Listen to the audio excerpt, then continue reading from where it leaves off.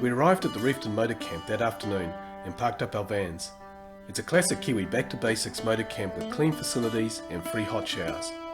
Our plan was to go for a quick afternoon ride, so we left most of our gear behind, expecting only to be gone for a few hours. Reefton is a small town in the west coast region of New Zealand. Its claim to fame is that it was the first town in New Zealand and the southern hemisphere to be lit by electricity. Reefton was also a thriving gold town in the late 19th century.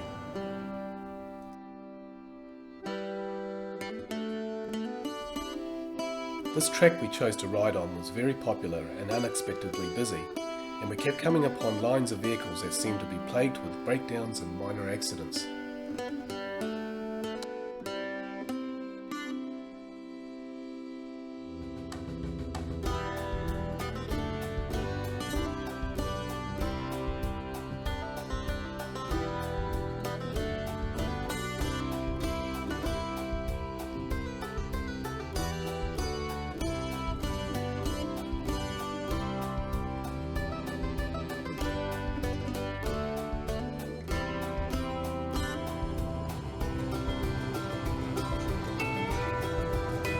We decided that this particular track was probably too busy, so I rode ahead to see if there was an alternative we could ride.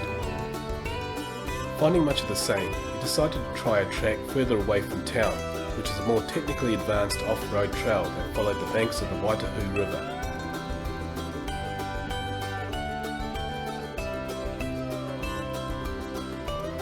The Waitahu Valley track starts at the end of Gannon Road. From here, an intermediate level four-wheel drive track heads along the picturesque Waitahu River through spectacular beach and Rimu forest.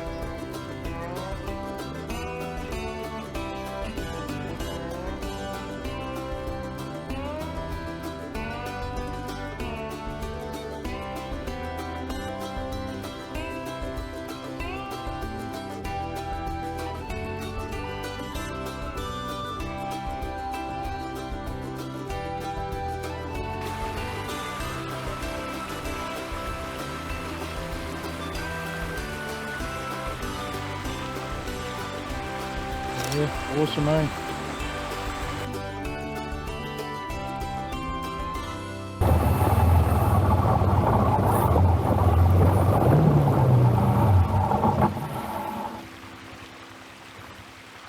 Come over, it's clear on the right hand side.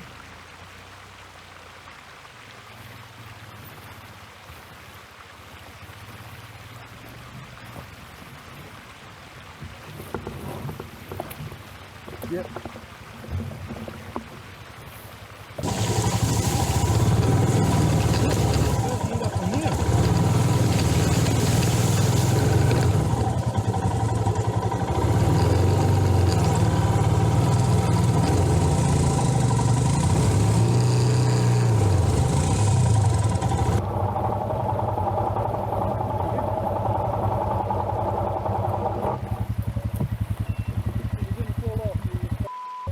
Felt sideways when my fence fallen off.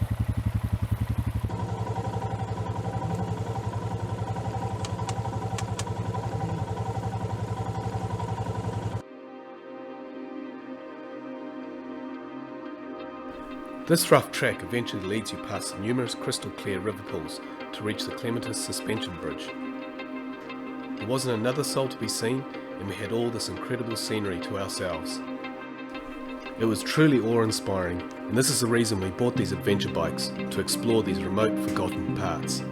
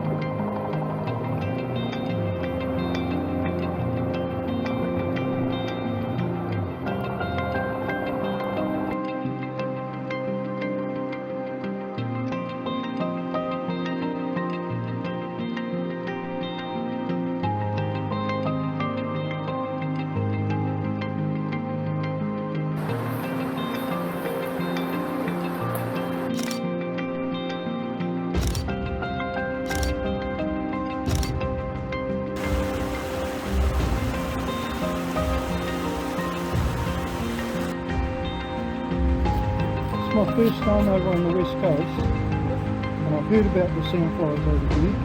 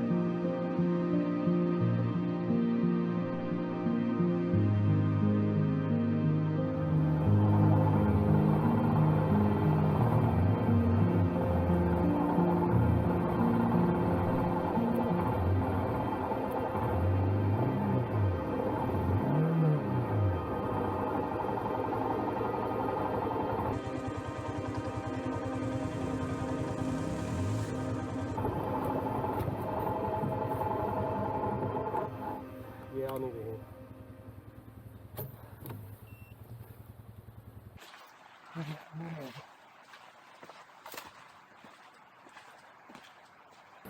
One, two.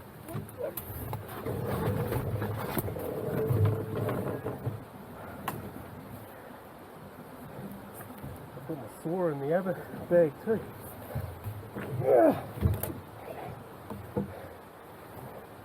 Can you get around there? Just start her up. Which side do you want to be on to walk it out? I'll stay this side since I'm here already.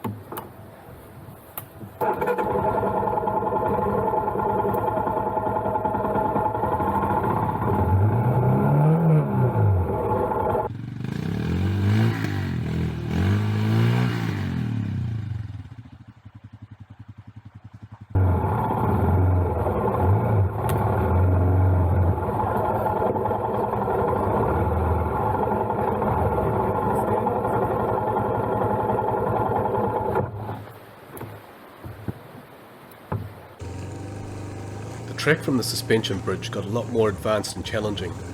We also had misread the map and believed that there was a road at the end of this track that eventually led back to a main road. It was beginning to dawn on us that there may not be a road at the end, but with only about an hour of daylight left and an almost impossible ride back in the dark moonless night, we thought we could be in a lot of trouble.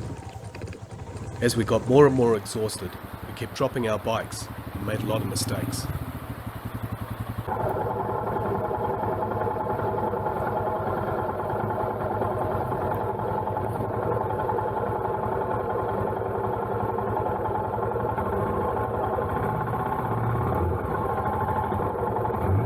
This was our biggest challenge we have faced on our adventure bikes. The road we hoped was ahead should only be 5 kilometres away. We had to get across this deep muddy obstacle with now less than an hour of daylight left.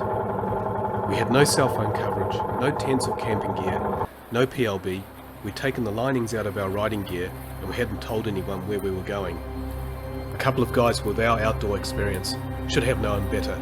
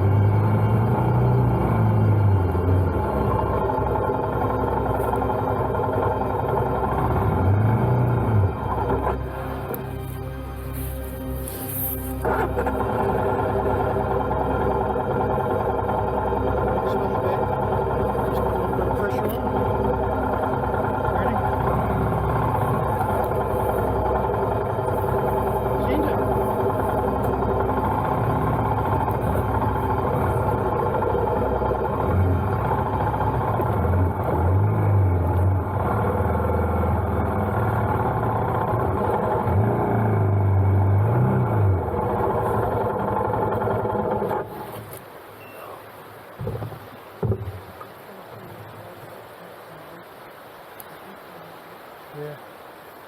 I need out here.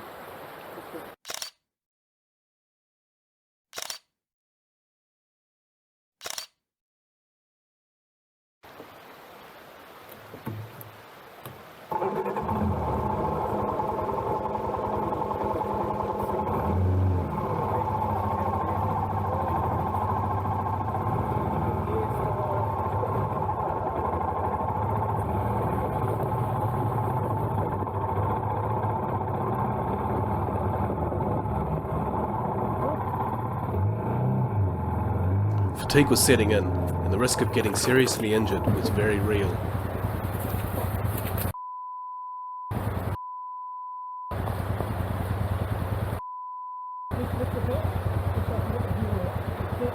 Luckily Jace was uninjured here, but the full weight of the motorcycle was on him and the exhaust pipe was burning through his pants.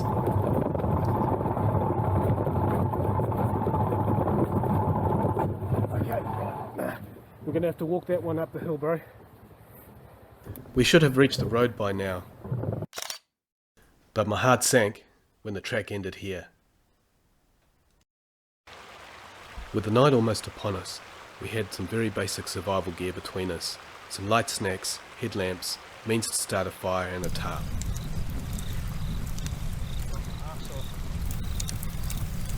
With an awesome fire going and some basic shelter, we hunkered down for a cold night.